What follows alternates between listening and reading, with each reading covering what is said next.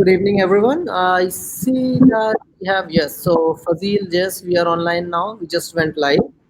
And I will start with a quick introduction. So, my name is Abmanyu. I am one of the co-founder at InterviewBit, and we are very fortunate. And thanks a lot, Bhavin, to do this session for our students and everyone here today. Bhavin has been a serial entrepreneur. I think the introduction is not really needed, uh, but Bhavin has founded a series of extremely high impact, multi-billion dollar businesses. Currently, he runs Zeta and Flock. Uh, so, Bhavin, I will maybe also talk about a little bit of your early journey. So, at 22, you had bootstrapped uh, five successful businesses, and one of the core belief has been that it's an obligation to do what potential you have. It's an obligation to build businesses up to the potential you have. So, that is very inspirational. I can also talk about how we have known Bhavin over time. So since we were in college, me and Anshuman, both of us, uh, when we were in college doing our engineering, uh, Bhavin has been a role model since then. Anshuman actually did internship back in 2009 at Directai, and been always very inspired by you, Bhavin. So probably over to you. I will. So, Bhavin, do you want to maybe share with everyone things that you want to cover today? Sure, yeah. No, thanks. Thanks, Avni, for having me here. It's really awesome to kind of talk to this forum. Can you also share the post across? I don't know if, like, I have no idea whether this is. Yes, just one minute. Um, this is kind of odd, actually. I've never done a live stream EMA where I don't have any idea of the audience. So it's kind of interesting. I have no reactions to riff off of, and no idea actually if anybody else is listening to us except for you. Just give me one moment. There are actually quite a few. Let me quickly see. Uh,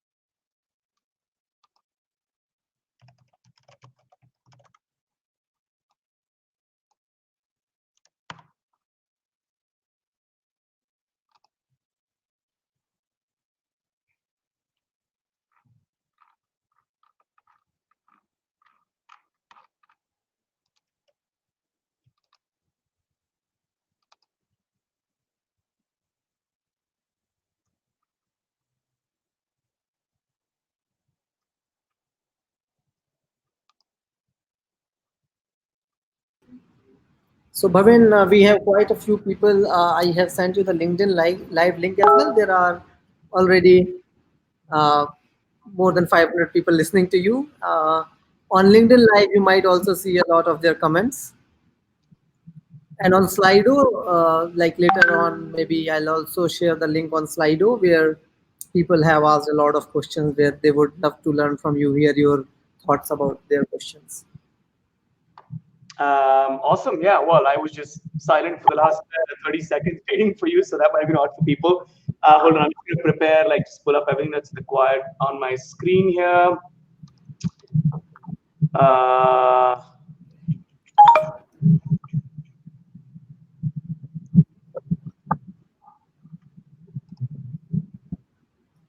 just give me a quick minute and then we can get started.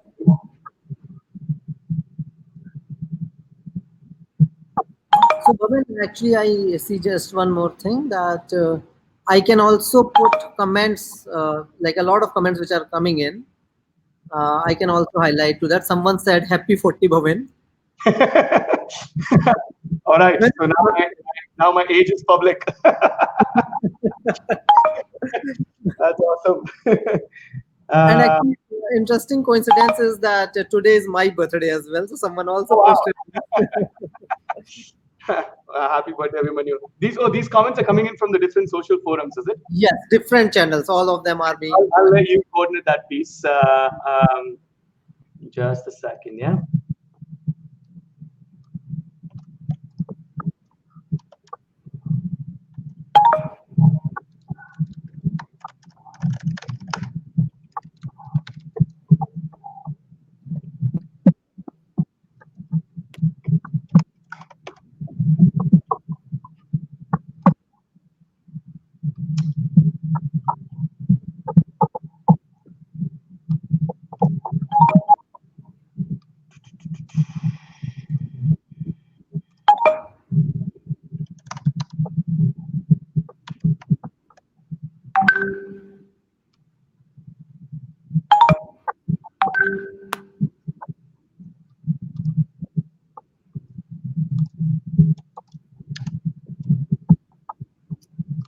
All right, yeah, we can start off. Uh, Thank you for all the kind wishes. So awesome. So Abhimanyu, thanks for the introduction, and really appreciate you guys kind of setting this up and having me join this. My goal and objective was, well, one, you've collected a series of questions from various people who are participating in the CMA. And folks, by the way, if you want to add to the question list, you can visit slido.com and put in the code scale up. Is it? Scale up. That's right. Scale up, SCALEUP. So that's Slido, SLIDO.com, and the code is scale up. You can really ask your questions there. I thought I'll take, only about 10 minutes to first kind of deliver a sort of a small presentation on one of the topics that's dear to my heart that I think will be useful and relevant to people. And then after, I would love to make this session, I guess, as interactive as I possibly can, given that it's like a one-sided stream. But respond to sort of and answer questions that all of you folks have asked on Slido. All right, let me just quickly. Abhimanyu, you can actually share my screen on the on StreamYard and see if it's working fine. Awesome, perfect. All right, so I'll take about 10 minutes and run through this presentation, and then we'll, as I said, dive into Q&A. And feel free to add as many questions. I'm happy to answer pretty much anything. I'm an open book and more than happy to kind of, provide advice in areas that I can actually provide advice to all of you guys.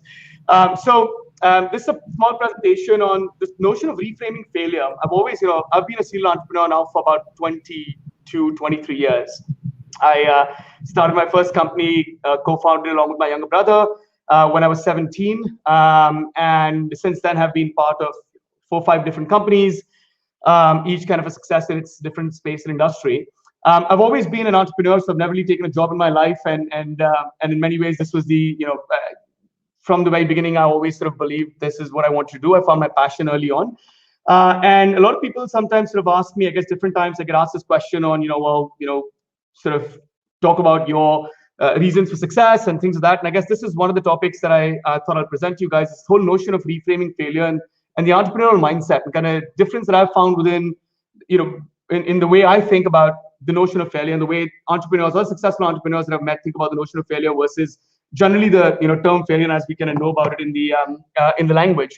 In fact, I think for many years, I guess I used to sort of I used to always believe that the word failure kind of didn't exist in my dictionary, and I would always sort of proclaim it that way. But I think most people don't really kind of relate to that because truly the word failure does exist in the dictionary. And I think when I started thinking about it a bit more, I realized this notion that actually entrepreneurs, it's not that the word failure doesn't exist in our dictionary. It's that entrepreneurs actually think about failure in a very different way in comparison to, in comparison to the general world. And I guess it's to kind of run through this sort of mindset of reframing failure, right? It's interesting as a quick sort of anecdote. Even the word failure, I remember reading this in one of the books that I came across called The American History or History of America or something like that, where it's interesting the word failure until about 50, 70 years ago, the word failure used to denote failed event. And in many ways, over the last many decades, many times, we kind of end up taking this word so personally, right? We actually end up deeming we actually, instead of just an event that has occurred, we actually end up deeming an individual to be a failure. And we started using this word for actually people when the dictionary meaning of this word was never intended to be attributed to a person. I mean, a person is never a failure. The word failure's definition by itself does not mean a person. And yet sometimes we end up taking things personally ourselves. We end up deeming ourselves as a failure or somebody else as a failure. And I guess that's another sort of important element in this whole notion of reframing the notion of failure, basically, right? And so I thought I'd start this presentation with actually the dictionary definitions of these antonyms as we think of them, which is, the word success. And if you look up the definition of the word success in the dictionary, it says the accomplishment of an aim or a purpose. And it's quite interesting, actually, if you look at the definition of the word failure, it actually uses success. It says lack of success is failure, which I guess seems fairly obvious that that's the way they would define it. But it's quite interesting. So it's sort of success is the accomplishment of some purpose, and failure is lack of success. So I want to actually run you guys through kind of 4 different bullet points in terms of the way I and other sort of successful entrepreneur friends of mine have always thought about failure, and hopefully end the presentation with giving you a very different perspective on what failure would mean, right? So let's start off with this sort of example, right? Is this failure? Somebody who is sort of dropped out of college. There might be some amongst you who were sort of either thinking about or have done that, yourself in some form. Somebody who's dropped out of college, was fired as a senior leader, a senior tech executive, was sort of an unsuccessful, businessman, for quite some time. Would this, by the general definition that we look at, anybody would look at this sort of mini biography and say, oh, well, this person seems to be a failure, these events seem to be a failure, etc. And yet this is actually the story of Steve Jobs, right? Steve Jobs actually dropped out of college. He was fired from the very company that he founded by the very CEO that he hired in 1985. So he actually ran Apple for some time, brought in John Scully from Pepsi as the new CEO, and then was fired in 1985 in some sort of this coup between John Scully and the board. And then after that, he founded Next Computers, which most of us probably don't know about because it wasn't really very successful until eventually Next, 11 years later, was bought back by Apple. And then Steve Jobs went ahead and built some of the best products that we all use on a daily basis in the world. And so it's interesting when you think about each of these individual events, one would assume that they're failures and the individual has certainly kind of failed. But this is the story of one of the most successful people that we know, right? Similarly, let's talk about another sort of anecdote. Is this failure? Somebody who kind of went bankrupt twice, got ousted as a CEO of the company, and got fired again while he was on his honeymoon. And so this again, if you look at sort of read through the events, they all seem like failures on the part of an individual. But this is again the story of Elon Musk, who started Zip2 in the late 90s and then got ousted as a CEO in 96. He then started PayPal. He was actually kicked out of PayPal while he was on his honeymoon in 2000. In 2008, actually, if you've read his biography, Tesla and SpaceX both went almost bankrupt. They literally were both on the verge of bankruptcy, right? Even today, actually, there are people, especially in the last 1 year or so, Tesla still continues to be amongst the most shorted stocks in the world. And there's still a lot of people betting on the fact that he might actually fail or that his companies might fail. But again, kind of trying to illustrate the point that when you look at these individual events, they might appear as failures, and the individual, if I didn't tell you guys sort of who the story was about, would appear to have kind of failed in many ways. And what this really brings us to this first bullet point is actually failure is nothing but a stepping stone in many ways. If you look at the stories of whether it's Steve Jobs, whether it's Elon Musk, or any successful entrepreneur, you'll find they've had to go through this journey multiple times until they eventually, in our definition or the general conventional definition, succeeded. And in many ways, failure was just a series of stepping stones along the way. So that's kind of the first bullet point that I wanted to talk about. That brings me to kind of bullet point number 2. And here I'll share kind of a pretty popular anecdote. This is about Edison, who invented the light bulb amongst many other things, presumably.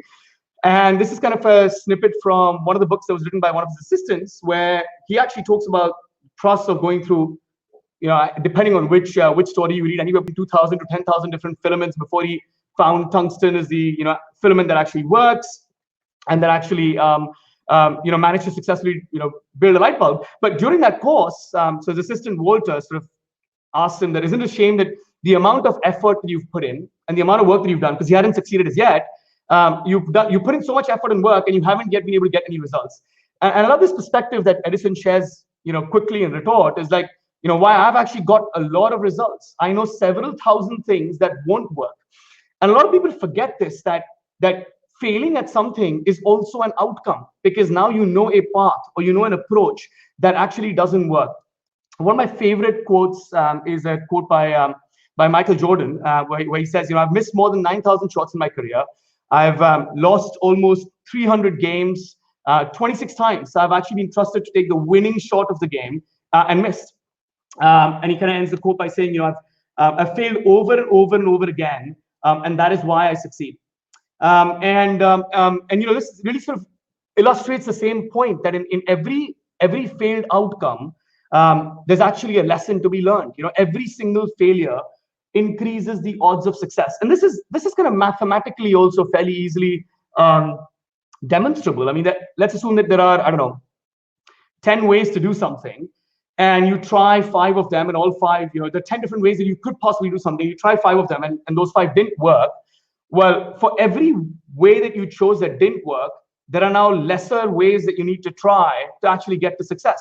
And so every time you fail, you're reducing the possibility set, if you will, and therefore every single failure is an opportunity to learn and mathematically improve the odds of success. So that's kind of the second bullet point that I wanted to leave you guys with. So let's talk about bullet number 3. We in the tech industry, this is always a commonly asked question: is why is the Valley so successful? You've got this 40 square mile radius, Silicon Valley, San Francisco, and the Bay Area.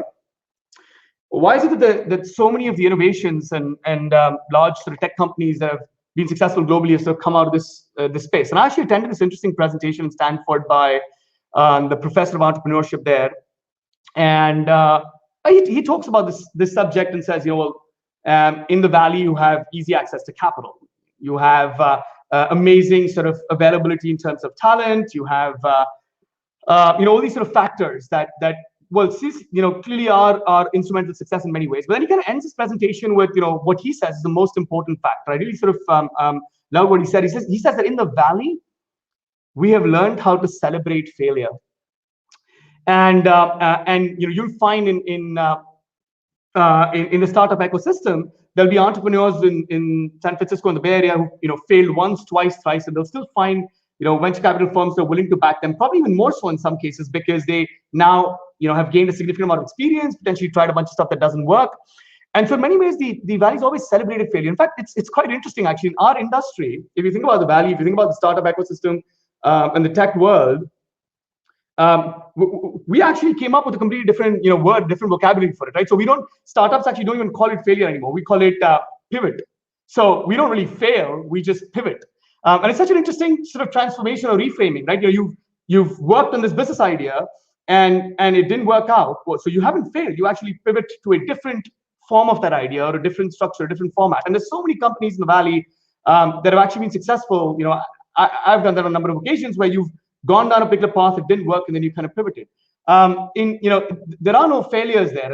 In this sort of ecosystem, there's just sort of experiences and your reactions to them. And that kind of brings me to this third bullet point, which is that we should all learn how to embrace failure and celebrate failure. And that's really the entrepreneurial kind of way of thinking about failure.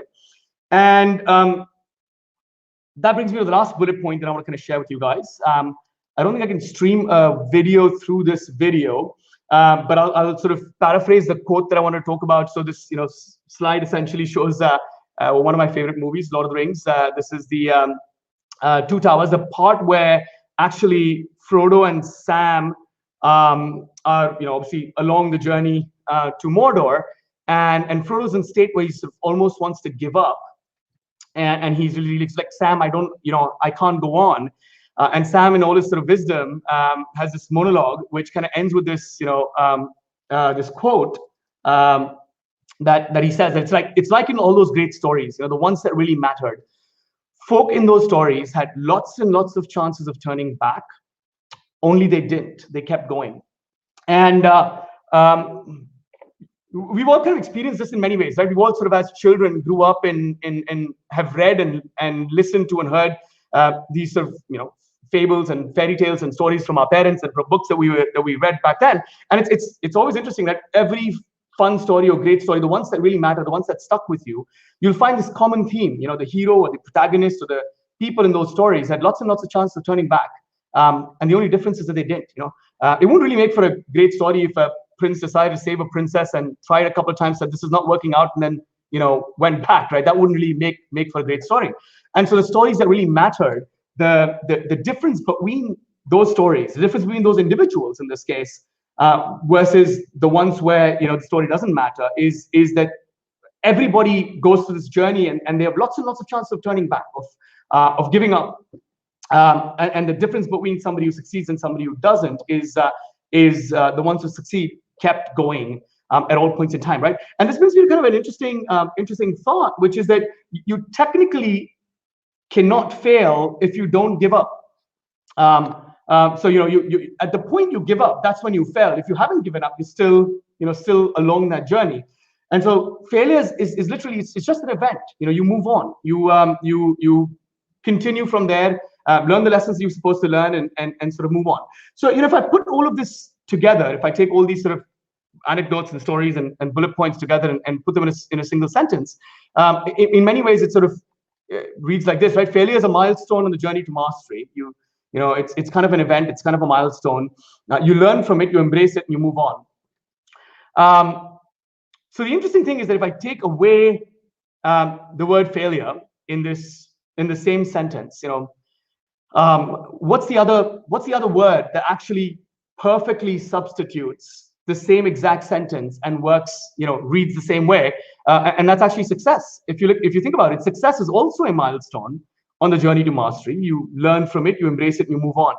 And so it's interesting. We kind of started this presentation with this sort of definition of success and failure, which they were kind of the opposites of each other. And when you really think about reframing failure, the way I've laid it out, the way sort of most entrepreneurs think about it, you realize that actually failure and success are no different from one another. They're both milestones on the journey, on the purpose that you're trying to achieve. And you learn from them, you embrace them, and you kind of move on. And that's sort of what I want to share with you guys as a quick presentation before I dive into the AMA session. So happy to answer any questions about this. Also, feel free to, as I said, add them on Slido. And Abhimanyu, we can actually now switch to the Q&A. I hope that was clear. As I said, I get no feedback during the course of this monologue, so I'm hoping that people were actually able to hear me clearly. Yeah. No, but so I'm seeing a lot of comments, and of course, thanks a lot for this. I can also personally relate with a lot of things that you said. Uh, Typically, if I just talk about the journey of having started Interview Bed, we have been running it for almost 5 years now. Of course, have been a lot of setbacks, failures, but the only thing that kept us going is staying at fixing a problem for long enough. That's the most important lesson that I have personally learned, that if you just stay on it, solving something for long enough, eventually you will solve it. I will maybe, so thanks a lot, very insightful inputs from you, Bhavin. I will add in the question stream now. So here we have, of course, there are a truckload of questions which people had asked. As of now, I see like almost 800 people, 800 people watching you live across different channels. So on the questions, maybe I think we can start taking the questions in the order of upvotes. Here. So I can start off if you like. If you want me to jump right in, I'll read out the questions and then read out the and then try and attempt to provide some advice to the extent that I can. So awesome. So guys, again, the Scalar Interview Bed team is going to set up this Slido account. So if you want to ask a question, just visit this URL, slido.com, and enter this code, scale up, and you will be able to ask your own questions, and then or vote on existing questions. So it's already asked out there. As Abhimanyu said, I think there's already a plethora of questions out there. So I'll start off with the first questions from Nikhil. Thank you, Nikhil, for asking this question. So how do you decide whether any idea is worth pursuing or not? And how do you deal with existing competition in the market if you want to enter that segment? Well, I guess that's two separate questions. So I'll talk about, I'll talk about each of these. So firstly, I mean, I have, ideas are a dime a dozen. I've always believed that execution, and you'll see this time and again as an entrepreneur, if you actually really start your own company, a lot of people sometimes try to guard their idea thinking, oh, I have a precious idea, but you'll find that vast majority of success is actually dependent on the execution, not really on the idea. And so in many ways, yeah, I mean, as I said, ideas are a dime a dozen. Many people can have them, and really how you execute on it sort of makes the difference. The framework you, sorry, the question you're asking about is like, how do you figure out whether an idea is worth pursuing or not? And I can maybe share a framework with you, which we use internally. I've been part of multiple startups in the course of my journey. So the framework that we use internally to kind of really decide whether an idea is worth pursuing or not. And in most cases, when you're trying to make this decision of whether an idea is worth pursuing or not, it's actually a decision of, well, I have these, at least for us, it's like I have these 3 or 5 different ideas. Which one of them is worth pursuing the most, for instance, right? And so to me, an idea is kind of the very beginning. What you really want actually to decide whether you pursue it or not is a business plan. And I think of a business plan as comprising essentially of 5 components, which is a target persona. So you always want to start with who are you addressing this business or product or solution towards, who's the exact target persona, individual company, what is their size, what are their demographics, etc. So you're starting with a target persona. What's the problem that this target persona has that you're trying to solve? So if you're building, let's take Slido for instance example, your target persona is sort of exhibitions or trade shows, etc., and you're trying to solve this problem of collecting questions. So what's the problem you're trying to solve? How is that problem being solved today, and how's your product? That's the third element, is your product. So how's your product, let's say 10x better than the existing solution? If people are have this problem since a while, there's already some sort of solutions that exist out there. So how is it that your solution or your product is sort of substantially better? So what's your product? It's not just sufficient to have a product. So your fourth element is your what we call GTM or go-to-market strategy. How is it that you're actually going to acquire customers? Because you might have a great, target persona problem and product, but if there's no way to actually get to that target persona, get your message out there and get customers, you don't really have a business. So you need a go-to-market strategy. How are you going to make revenue? Whilst in many instances in the startup world, sometimes revenue has been pretty elusive. At least historically, I've always focused on businesses that are revenue positive as early on as possible. And I functionally believe that that if your product doesn't generate revenue, if your customers are not willing to pay you in some form for your product, then you've probably not even achieved product market fit. Because truly, if people meaningfully achieve value from your product, then there will be an ability to generate revenue from it. So what's your revenue model or profit model? And the last one, and this one sort of a lot of people sort of tend to forget, is what's your moat?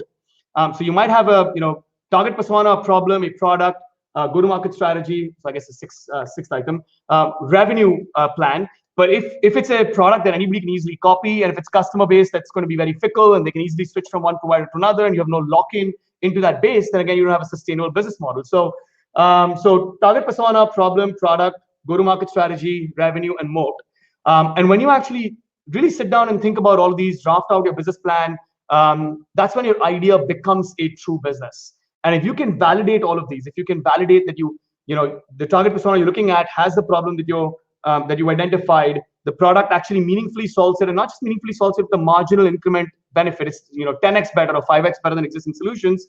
You have an ability to sort of be able to easily get to this target audience through a low CAC and high LTV, and potentially generate revenue from them. And your business itself has a moat. The moat could be data, the moat could be sort of integrations, the moat could be network effect or whatever it is.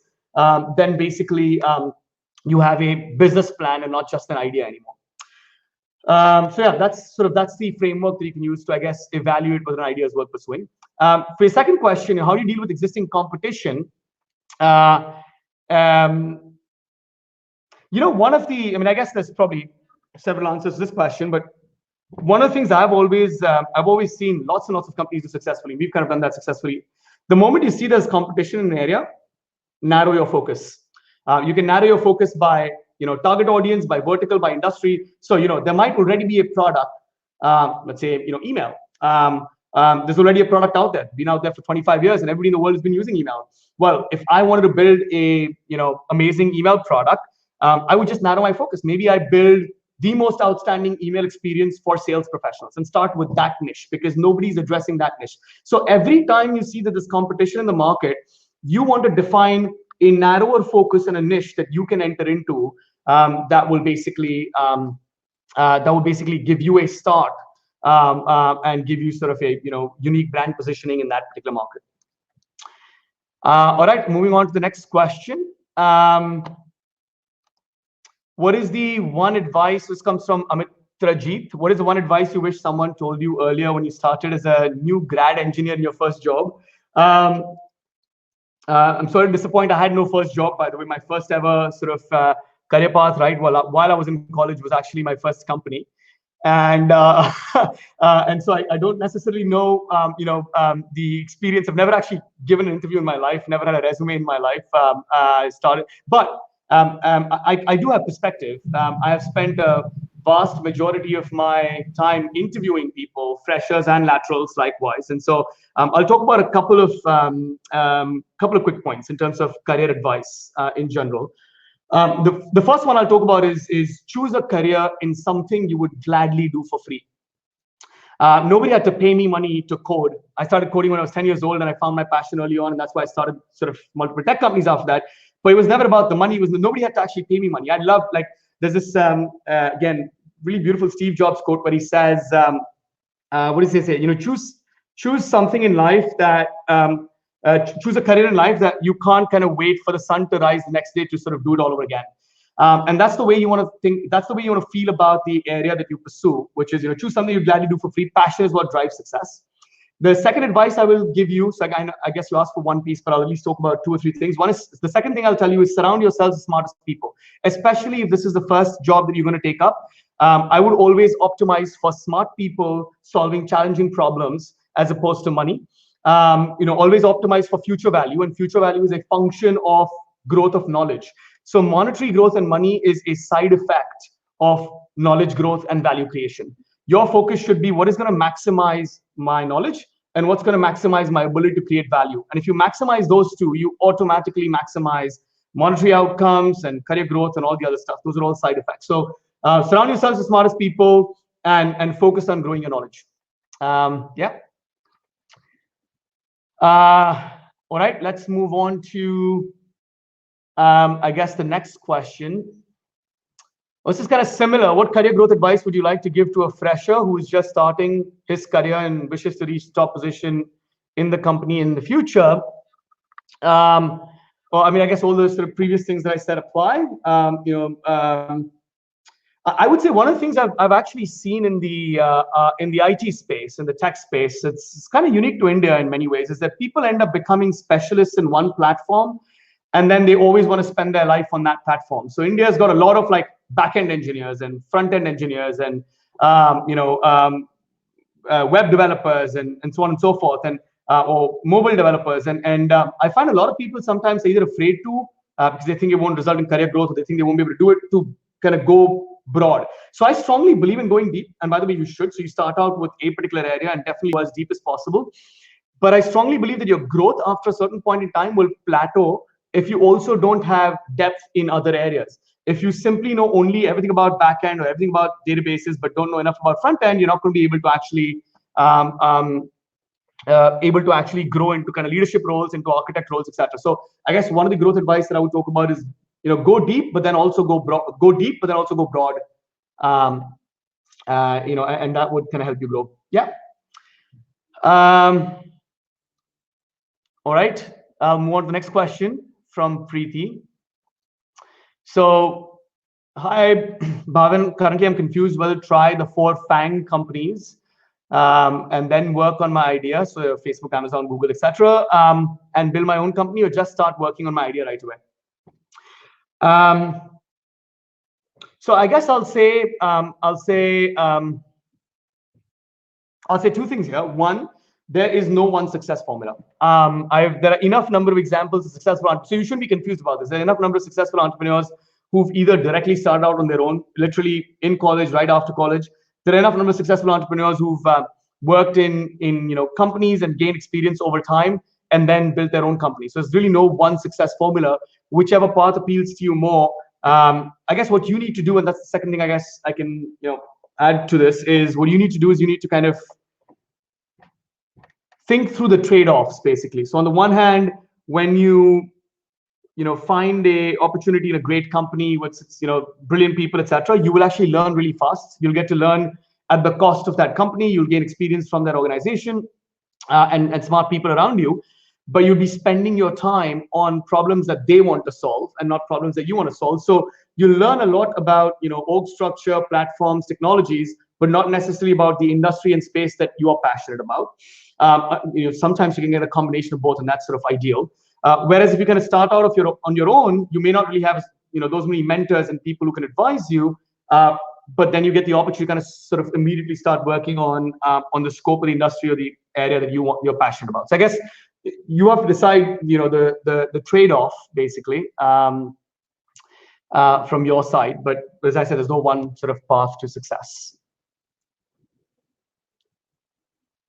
All right, moving on to the next question. So, is there a group where tech leaders like you share and discuss good books? So I'm happy to actually have a blog post that you guys can. I can actually share the link of these. So I'm an avid reader of a large chunk of sort of my success has been a result of. I still tend to read about 2-3 books every month or more if I can, I was fortunate enough to sort of have this habit instilled into me at a very, very early age, just sort of reading a lot. But I have a blog post somewhere on sort of the thousands of books that I've read, the top few books that have actually paved my way to success. Abhimanyu, I'm actually I don't know how to post it up here. I'm going to send you a link to that post, and you can actually post it as a comment to the forum or whatever. There are a bunch of YouTube videos that I can also share separately at some point in time. But independently, I guess I'm not personally part of specific groups, but there are lots of sort of online angel forums and things like that you can definitely sort of participate in to learn more and read more. And this book list that I've shared is certainly a good starting point. All right, so next question. Know about your success, but I'm sure it must not be an easy ride to get to this point in life. Please share your low points in life and how you face them. Again, a very good question. Thank you for asking this. And this happens a lot with entrepreneurs in general, which is that we tend to always read about their success. For the most part, media tends to glamorize all the kind of growing valuations, etc. And for the most part, people don't realize. In fact, I would strongly recommend, by the way, reading both the biography of Steve Jobs by Walter Isaacson and the biography of Elon Musk. Amongst many others, they are sort of hugely inspiring on, like, you really get to see how they've had their kind of low points in life. And I can almost certainly sort of bet that there haven't been almost any examples of successful entrepreneurs that haven't gone through sort of their own series of ups and downs. I guess I can talk about, same sort of applies to me. I've had series of mistakes that I've made in my life. Some of the worst mistakes I've made have actually been product management mistakes, for instance, where I had an amazing idea and I thought everybody in the world would want this product, and I built out these products, and eventually nobody wanted it and they failed, and we had to kind of shut down those divisions. It's happened not just once but multiple times, over and over and over again. And I guess the couple of things I'll say in many ways, this whole sort of presentation that I delivered at the beginning of this talk on reframing failure has been very important to me. From the very beginning in life, I've always treated failure as a stepping stone. I've always treated. I love this word. The presentation I talked about this word mastery, and I love this notion of mastery versus success, because success is kind of like a binary outcome. You either succeed or fail, and then that's it. At that point in time, you sort of succeeded in some sense, and you've reached the end of that outcome. But the word mastery is so much more relevant to entrepreneurship, because it denotes a lifetime journey. Right? You could be pursuing mastery in any subject or in any field of work for your entire lifetime and never reach the end. And the notion of mastery automatically assumes success and failure as milestones throughout that journey. So I always think of, I guess, even entrepreneurship much like, I guess there's this analogy of investing in shares. If any of you kind of invest in the stock market, if you start looking at your share prices, if I've sort of bought, I don't know, 1,000 shares of Google, if I look at the share price every single day or every single minute, it can actually be quite depressing because it'll keep going up and down, etc. And there'll be all this volatility. But as long as the general trend is upwards, you will always have these constant deviations. And if you recognize those deviations, you learn from them and you move on. You basically continue to ensure that the curve, when you sort of take a step back and look at the entire curve, you'll see the gradient is always moving upwards. And so in many ways, I think that attitude is certainly helpful. Not getting hugely attached with the outcome, but rather focusing on the purpose. One of my other favorite authors is this guy called Simon Sinek. He's got an amazing TED talk that you guys should definitely see. And he's written this amazing book called Start With Why. And it talks entirely about identify your purpose. What is it you're trying to do? And if you have a purpose in life and you're following and pursuing that purpose, then failure and all the other elements are irrelevant, because you can continue to pursue that purpose and have some ups and downs along the way. So I guess those are a couple of things I can talk about. Yeah. Let's move on to the next question. So this one says,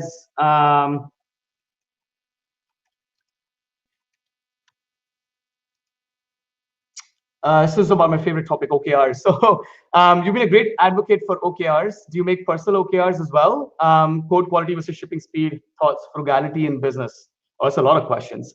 I don't make personal OKRs, by the way. I've been using OKRs as a tool. In fact, by the way, somebody asked me, one of the things that I would have taught as a tool or framework to my younger self 20 years ago when I started my first company, I think my very first tool or framework would be OKRs, so objectives and key results. It's actually by far been one of the most instrumental tools for my success. And I think it has substantially improved the way our organization sort of, in terms of focus, alignment, priority, and really sort of getting the entire organization moving in one direction towards things that matter.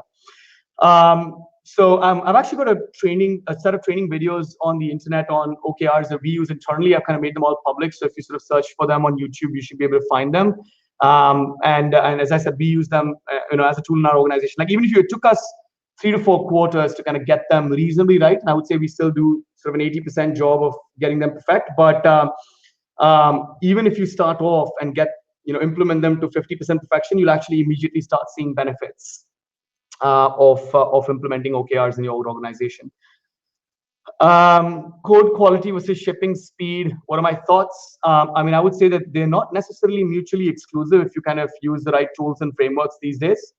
But the notion of, I guess I can talk about from a business perspective. The notion of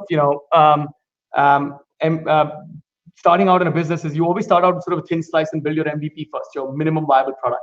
And at that point in time, you will sort of cut corners and thin slice and build sort of the smaller slice, and may not necessarily focus as much on quality, because once you've validated stuff externally, you always have time to kind of go back and improve the quality. So I would say your primary focus should be on getting stuff out there as fast as possible in front of your customers, so that you can get early feedback and validation and keep iterating based on that validation. At some point, if the code quality is becoming an issue to be able to take the next steps, then that's when you address it. It doesn't mean you write lousy code to start with. You should at least practice your standard processes in terms of writing code as well as you can. But your ideal goal should always be to get product out there in front of customers as soon as possible.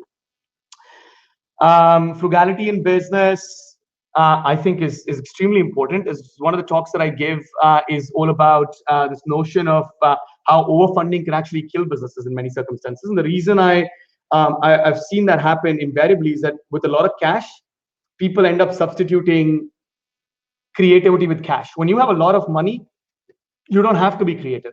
Creativity actually thrives in adversity. And so to that extent, if you have limited resources, you're forced to be creative. If you have unlimited resources, you can just throw cash at a problem. And then that becomes the company culture. If you keep throwing cash at a problem, you're not creating a company that is learning how to be creative along the way. And so that's what I would sort of talk about when you sort of think of frugality in business. Lessons learned from Direct Eye's first product. Oh, some people actually know that, so before I started, before Div and I started our sort of hosting company, I built this product that was actually similar to, I guess, like Monster.com and Naukri and so on and so forth, which was intended to be an automated job matching engine. So you would enable large number of candidates to be able to find jobs, and a large number of companies and placement agencies to be able to find candidates. And this is actually one of the, as I was saying earlier, I've made lots of mistakes in my life. So I spent about a year building this product, trying to sell it. It was completely, complete disaster. Nobody really actually paid for it except for a small handful of clients. And really the fundamental reason for that was I'd actually built a product that was way ahead of its time. There were about 40, 50,000 internet connections back in 95, 96, in terms of number of users across the country that were really actively using the internet. And so this entire engine would require hundreds of thousands of people to be using it to actually make it effective. So if I really thought about it in hindsight, the product was never going to be successful, but I actually didn't spend time validating stuff, and I built this out because that's why it was an amazing idea. So I think the key lesson learned is that with two lessons. One, you can be ahead of your time, and it's not always good. In fact, in many cases in our industry, you'd be surprised to find that it's actually bad to be ahead of your time. Facebook wasn't the first social network. Google Chrome wasn't the first, browser. Vast majority of the successes in our industry, you will find actually that there have been other companies that have tried it before, but they were probably too ahead of their time. And the second lesson that I think that was most important that I learned was validate early on. Get your product out there in front of customers as soon as possible. Okay, next question. How do you sell your vision to people whom you want to onboard for a new project idea, or when you want to hire someone good?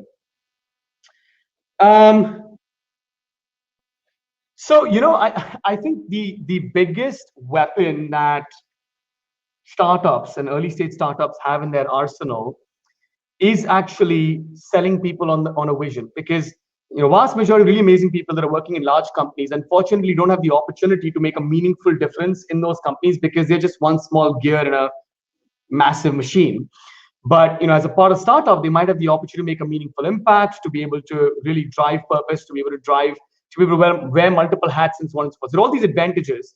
I think it's important. So I'll again go back to sort of Simon Sinek and start with why. If you have a purpose, when you should start a company or an idea or a sort of a follow a path because you have a purpose, because you're trying to achieve something.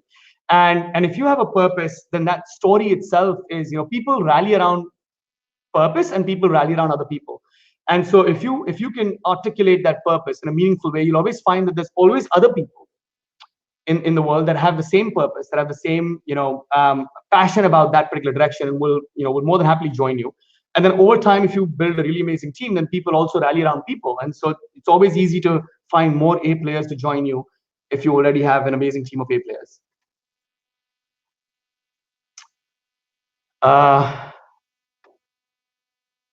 All right, so the next question.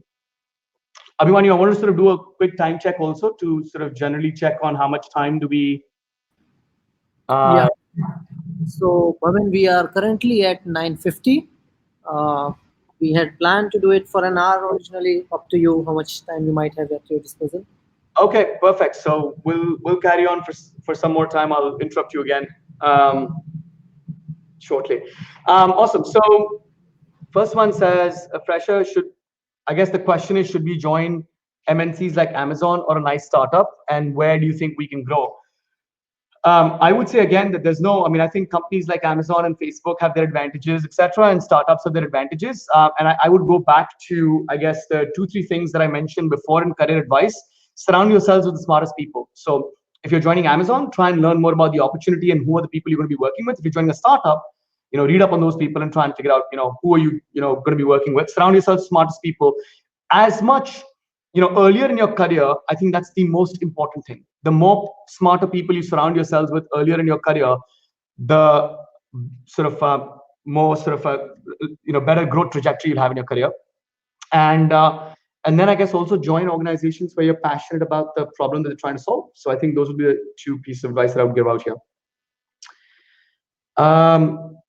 Next question. Would you recommend IB Academy to your employees? And if so, what will be your expectations from them after the course?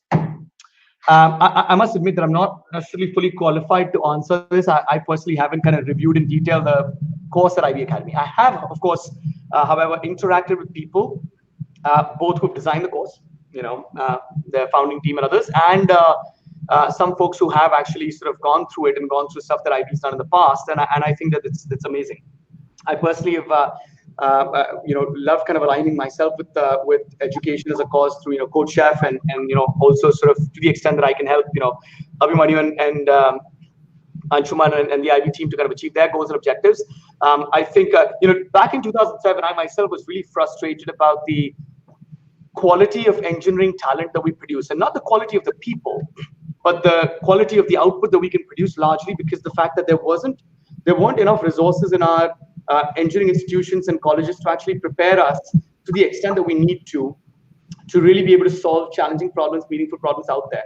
And so to the extent companies like IB Academy, Code Chef, and many others that are kind of doing this sort of trying to solve for the gap, I would strongly recommend it to both students and professionals to actually leverage as a tool. The next question: what is your why? So I guess I would answer this in a couple of different parts. One is as an individual, I think what's driven me throughout my life is I've always personally very strongly believed that each of us has a moral obligation to make an impact that's proportionate to our potential. Like, all of us have this amazing gift of a life, and we should all be able to look back at the end of our life and say, well, my entire life made a meaningful difference. And so that's something that's always driven me throughout my life, across all the kind of business ventures and all the other projects that I'm a part of. And then independently, I guess if I think of each of my companies, with Zeta, I guess our vision and goal is to accelerate to a world of invisible payments. We strongly believe that payments should be invisible, and so our tagline is payments with purpose. We think that nobody wakes up in the morning to sort of excited saying that, oh, I'm super excited, I have to make 5 payments today. Nobody's excited about making payments. They have payments are a means to an end, and so one of our mission statement or our vision is to sort of accelerate the world to invisible payments and really manifest purpose through payments. And so that's kind of the why for Zeta. With Flock, our why is I personally am very, very passionate about productivity. With Flock, our goal objective is to empower individuals with tools and software, individuals and teams with tools and software that make them more efficient and productive and enable them to maximize their potential.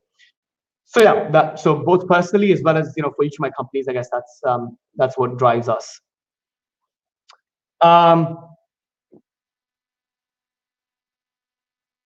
So the next one, do you advise a fresher to start his career with machine learning, or should they go into web development first?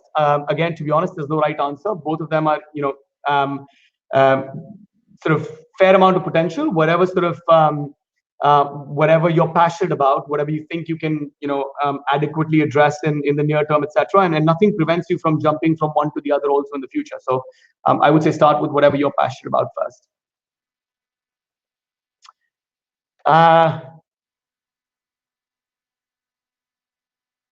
Next question. Do you have any specific checkpoints that you check while hiring, especially for freshers? So I'll talk about general checkpoints that we check for while hiring, and then maybe talk a little bit about checkpoints for freshers, general traits that we look for. We're looking for people who are smart, people who get things done and are really passionate and driven, and people who are humble. We think these are the 3 most important traits when hiring anybody. Somebody who's smart, can solve problems. We don't really necessarily care about specific knowledge, especially when we're looking at freshers. But people who are smart can solve pretty much any problem. They can apply themselves to any problem. People who are passionate and driven will actually work towards solving problems and work towards kind of achieving outcomes. And then I've always believed fundamentally that humility is the most important trait you need to consistently grow in terms of knowledge. So yeah, I think those are the 3 kind of traits that we look for. In terms of checkpoints, I think with freshers, we tend to actually focus pretty heavily on algorithmic skill sets, because in many ways, as I said, specific programming languages and things can change, but people who have their fundamentals strong in terms of data structures, algorithms, generally understanding the fundamentals of computing, etc., will be able to kind of meaningfully solve for any problems in any space. So I think those are the things that we look for when we look at freshers.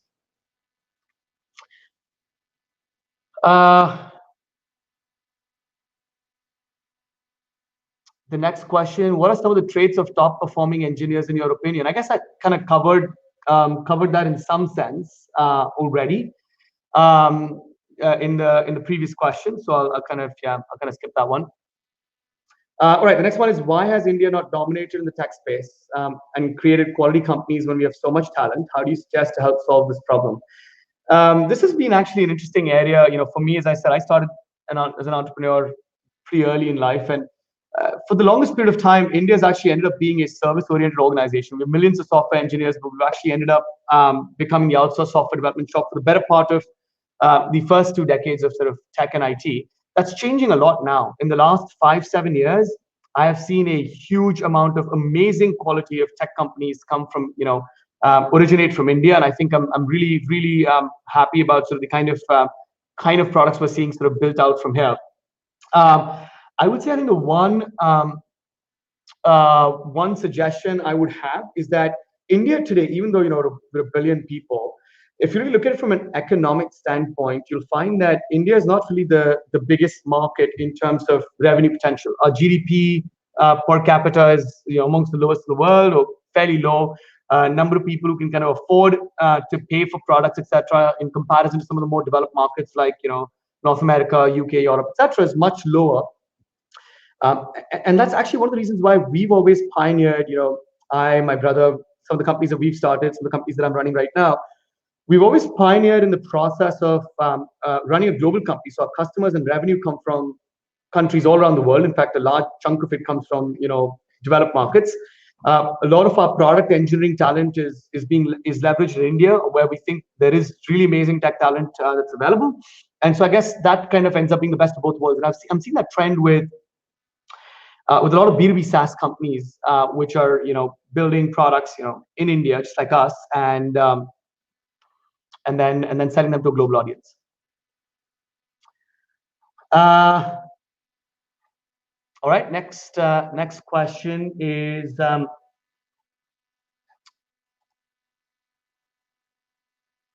what is the difference between the perspective of engineer and entrepreneur, and what does it take for a good engineer to become a successful entrepreneur?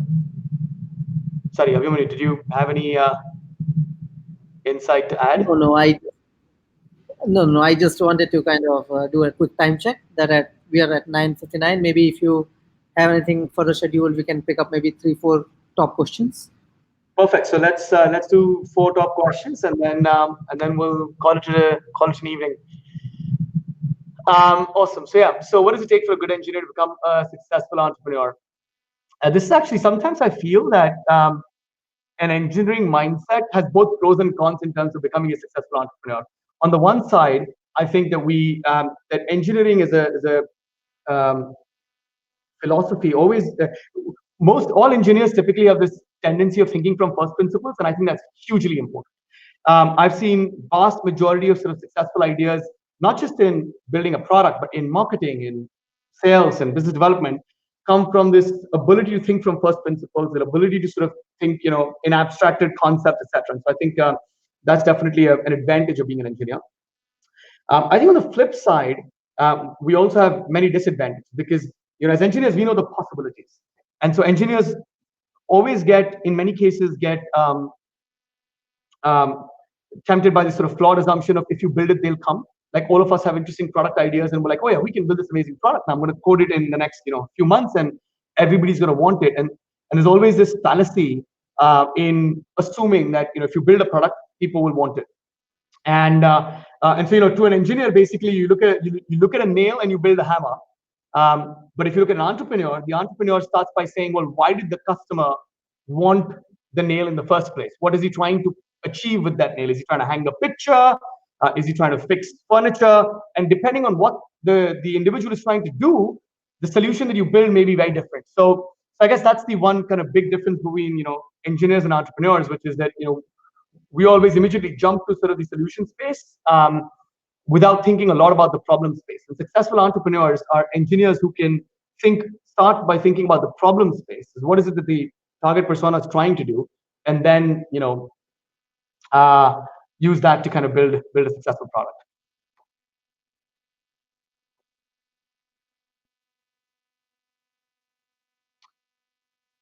Uh, the next question is uh, story behind the build up to a big decision that you took and what influenced it. And what was one failure you eventually overcame? What did you change to overcome it? I guess I can combine all of this in some sense. So, obviously we take big decisions all the time. And I'll start by talking about sort of the failure and the changes aspects. Basically, some of the biggest decisions we take are around building a completely new product, or jumping into a completely new business segment, or target persona segment, or things of that. And most of our biggest failures have come by virtue of jumping straight into what is a hypothesis and building it out, and pushing it out there, versus taking enough time to gather data, talk to people, and validate your hypothesis. And so, I made this mistake early on in life. The first very product that I built back in '96, I made this mistake, 10 times over between then and now. And historically, essentially, what I've improved on a consistent basis is to constantly, well, both myself and the team as a whole, to ask the question, or, do we actually have data, or have we gathered enough data to validate this hypothesis? If you have an idea, go out there and talk to people. Build just wireframes if you need to. Put in some fake ads on Facebook or Google to see if people are interested in it and will click on it. Like, really start gathering feedback as early as possible to validate your hypothesis before you kind of build it out. And so, if you look at now some of the big decisions that we take, as I said, we spend a lot of time uh, validating our hypothesis, and collecting data, secondary and primary research, and gathering information that will substantiate and validate any decision that we're taking. Um, the next question, I guess in some sense a follow on, but do you start working on an idea only after you're sure that it will result in a success? I can tell you for a fact that nobody can do this unless you have a crystal ball. You can never be sure that an idea will result in success. Otherwise, technically there would be no failure for us. And so I think I would say we start working on an idea, or working on a business, after we have spent sufficient effort in validating our hypothesis, and we have enough data to get a subjective level of conviction that our hypothesis is valid. It still doesn't mean a result in success, because just a valid hypothesis, success is a function of, as I said, revenue, price, competition, go-to-market strategy, reception by customers, retention. There's so many different factors, and so you can't guarantee success, but you can increase the odds and the probability by doing as much validation upfront at every single step along the way. And then I guess I'll take the last question. There is so much buzz about AI, ML. Lots of investments are put into pure AI startups. Why have you not invested or created one? Well, I guess, in some of the stuff that we're doing in Zeta and Flock, touches upon ML and AI. But, for me, I don't start a business because I want to, or I don't invest in a product because I want to attach myself to the latest buzzword. I've always believed that frustration is the genesis of entrepreneurship. And so each and every idea, or each and every company that I've started has been an area that I'm passionate about, because I saw a problem in the world. We started Zeta, me and Ramki, in 2014, because we strongly believe that payments are broken. The fact that cash exists in the world is an anomaly, and it's frustrating. And so you see a problem, and then you figure out how you want to fix that problem, because nobody else is working on it, and what do you want to do to solve it. And then you figure out what tools you need. And so if AI and ML happen to be the best tools, then we'll invest behind those. If something else happens to be the best tool to solve that problem, we'll invest behind those. So chasing buzzwords is not really, you need to be passionate about the problem space you're operating in, not necessarily about the technology or tool. Today it's AI and ML. These days, not even sort of machine learning. People talk about deep learning. Tomorrow it'll be something else. And so the tools will keep changing. The purpose that you're pursuing, in most cases, tends to be a long-term bet. Awesome. All right, Bhavin, if I may request for just one question that I wanted to ask. Of course. Clearly, your question didn't get upvoted. So I am bypassing the line, but so the question I wanted to ask is that what would you call as one problem that you see definitely needs fixing? You would like to fix it but you probably because of not having enough bandwidth, and maybe if someone fixes it, then you would love to maybe invest in it or mentor them. What would be one such problem? For sure. And this is not in any ways to, by the way, inflate your ego whatsoever. But I honestly believe that education has huge potential. It has huge potential to make an impact for individuals across the world. It has huge potential in terms of using technology. We've only just begun scratching the surface on leveraging technology to meaningfully solve for education. And I've always fundamentally believed that pretty much all other problems in the world can be solved if you solve for education.